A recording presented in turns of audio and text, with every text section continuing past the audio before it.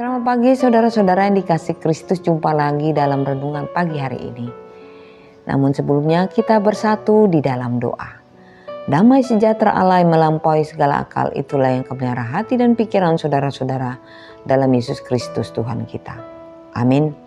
Firman Tuhan yang menjadi renungan pagi hari ini tertulis dalam Mazmur 121 ayat 4. Sesungguhnya tidak terlelap dan tidak tertidur penjaga Israel. Demikian firman Tuhan. Firman Tuhan pagi hari ini berbicara tentang Tuhan penjaga umatnya. Saudara-saudara, di dalam lirik Mazmur pujian, nyanyian ziarah yang digubah oleh pemazmur sekitar 3000 tahun yang lalu. Istilah ziarah ini berasal dari kebiasaan menyanyikan sejumlah mazmur ini ketika orang-orang mendaki ke Yerusalem dari berbagai tempat untuk berziarah dan beribadah pada 3 hari raya agung sesuai aturan Taurat, yaitu dalam Ulangan 16 ayat 16. Atau nyanyian para imam ketika mereka menapaki 15 tangga naik untuk melayani di bait Allah. Dikatakan bahwa pertolongan datang dari Tuhan pencipta langit dan bumi, bahwa kaki tidak akan goyah dan penjaga tidak akan terlelap. Saudara-saudara, Alkitab juga mencatat bahwa Tuhan pencipta jagat raya adalah penjaga kita. Bahwa Tuhanlah penjaga kita, naungan kita, dan berada di sebelah kanan kita. Tuhan akan menjaga kita dari segala malapetaka, sakit penyakit, godaan kegelapan, roh jahat, dan kecelakaan, baik siang maupun malam. Dalam konteks ini, mari kita telaah ayat sebelumnya, bahwa Tuhan tidak akan membiarkan kakimu goyah dan penjagamu tidak akan tertidur. Kemudian periksalah firman Tuhan dalam kitab Mazmur 121 ayat 3-4, bahwa Tuhan berjanji bahwa Dia tidak akan membiarkan kakimu goyah dan penjagamu tidak akan tertidur. Dia adalah penjaga Israel yang tidak pernah tertidur, yaitu Tuhan.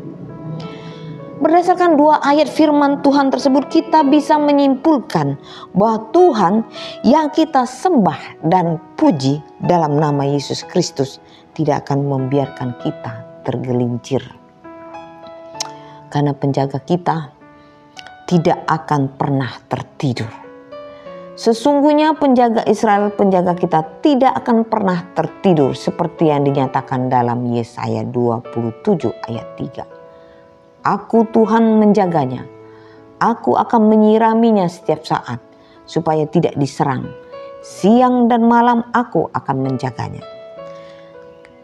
Dari firman Tuhan tersebut, dalam Yesaya tersebut sangat jelas sekali firman Tuhan menegaskan bahwa Dia adalah penjaga kita yang setia, yang menyiram kita setiap saat untuk melindungi dari gangguan.